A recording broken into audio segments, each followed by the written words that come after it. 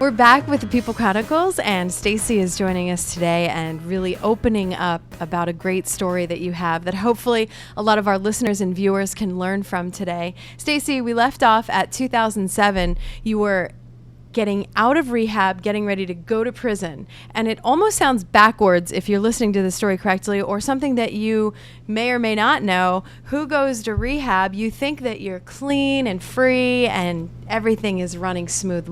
Where did it go wrong? Well, it didn't actually go wrong. I mean, this system worked as it does. I was found guilty in a jury trial, which not everybody can say. They were like a jury trial, which was quite overwhelming. And I got found guilty of all my charges. And I knew that was in February. They gave me some time, and April 20th was my sentencing. So I knew April 20th I was going to prison. And do you have any idea in your mind how long you're going to be there? I knew I was going to be there for, at the minimum, 4 years. The minimum, At 4 the minimum. years. But if they wanted to do everything consecutive, so I could have been there for 15, 20 years. Right. Going in there, did you have a fear that you were going to know a lot of people in there? No, I didn't think I would know anybody there. I wasn't a career criminal. I've done a lot of things in my life and made a lot of bad choices, but I only got caught once. And you had a nickname on the streets, Queen Bee. Yeah, I did. They used to call me Queen Bee, and that is going to probably be the title of my book that comes out in January. So, yeah, I was the Queen Bee. I can't imagine walking into prison, never having been there before. You think that everything is just fine. You're doing what you're told to do. You knew that you had to go to prison, but it's the entering of what everyone thinks and knows is pure hell. And you are alone. And what happens? Well, I wasn't exactly alone. I had gotten pregnant. So I walked into prison 2 years sober with a baby inside of me. And that was dramatic. That was sometimes my only incentive to go on, because I had a life inside of me. But yeah, that was an amazing time for me in my life. And I say amazing, not good amazing, but just so amazing that I got through it all and helped people. I went to Berks County Prison for 2 months. I was 4 months pregnant at the time. I left Berks County Prison at 6 months and went to Muncie State Correctional Facility, where every woman goes to get classified. And I stayed there, and that's where I gave birth in August of 2007. And what happens once you have that baby? Well, they usually try to give you a scheduled C-section, because nobody wants anyone to go into labor. So they scheduled my C-section. They actually came to my cell door on the eve of August 23rd, and about 10 p.m. and banged on my door and said, please don't eat anything after midnight. You're going to have your baby tomorrow, because they can't tell you before that for security purposes. So I was like, wow, I'm going to have a baby tomorrow. And I have no mother, no sister, no support, and nobody that loves me. And I remember going to the hospital, and when I went into the delivery room, I was shackled to the bed by my feet, and the doctor was kind of in awe. And there was two officers in the room, and the doctor, and whoever else was the medical technicians. And I had my daughter, who I named after my mother, Melissa Butler, and she was perfect.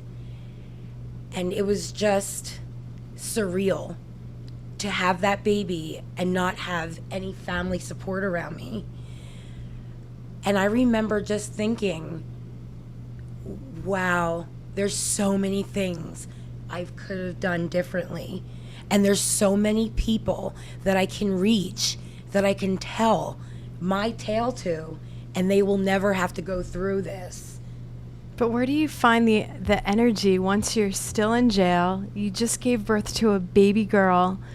Where do you find the energy to get up and say, I have to keep on going, knowing that you can't see her or hear her cries? Well, that's the minute when that baby came out of me and they actually shackled me around my belly after she was born and they took me back to the prison. That's the day I prepared to come home. That's the day that I made a decision that I was not going to wallow in grief. I wasn't going to be a martyr. I was going to go on, and I was going to use this experience to just empower other women and let them know that they don't have to be this way. They don't have to go through what I did. They have choices today, as I had a choice.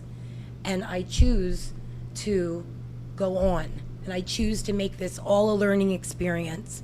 And then I choose to give what I have away. That's how I keep it. From the point that you had your little girl until you got out of jail, how much time was in between there?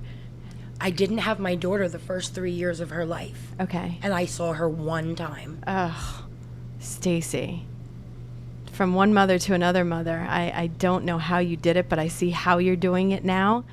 And so we fast forward because there's so much in between there, which you can read in the book. Absolutely. I'm so glad you have a book because we would be here all day long. Mm-hmm. That doesn't come out until January. I want to talk about what you're doing now in our community. Are you going out speaking at different places? Are you involved in the community, and how so? Well, I am asked to publicly speak many times, and I always do.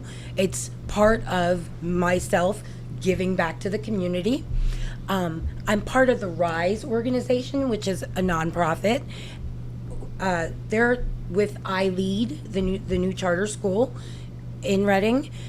There's like a conflict resolution class, and I like to teach the kids, and I give them my full story, and they embrace it. I also am part of Man Inc., which is men acting now, and they serve as a safe house for men that are re-entering after prison. And I'm also part of a new program coming out. We're trying to look for a location right now for women that are transitioning into society. There's other things in the works too, but they're a little undercover yet. They're not out yet, but I'll let you know. I'm thinking a movie might be on the horizon. Oh, I definitely know who I want to play me. Queen Latifah? That's it. Oh, how did I know? How did you know? That's See amazing. That? See that? All right. All right. Well, thank you so much, Stacy. And I know that time went by so quickly. I think you need to thank your fan club that is joining you in your own support system here. Yes, my husband's here, Jeremy Stripling, and I love him, and he's my rock.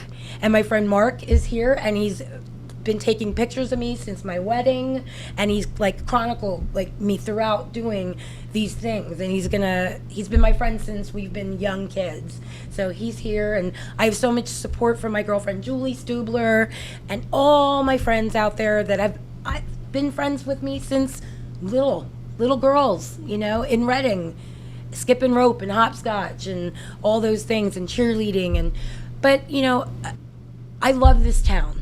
I love Reading, and I loved growing up here, and I love that now I can give back to the community that loved me when I didn't even love myself. Stacy, you're beautiful inside and out. Thank you so much. Thank you, Jackie. I know there's going to be a lot of people that might have questions. Is there a certain way that they can get in contact with you? I am on Facebook at Stacy Lynn Butler. I'm also on Twitter at Stacy Butler 5, and I have a website in construction. It's almost done. www.stacylynnbutler.com.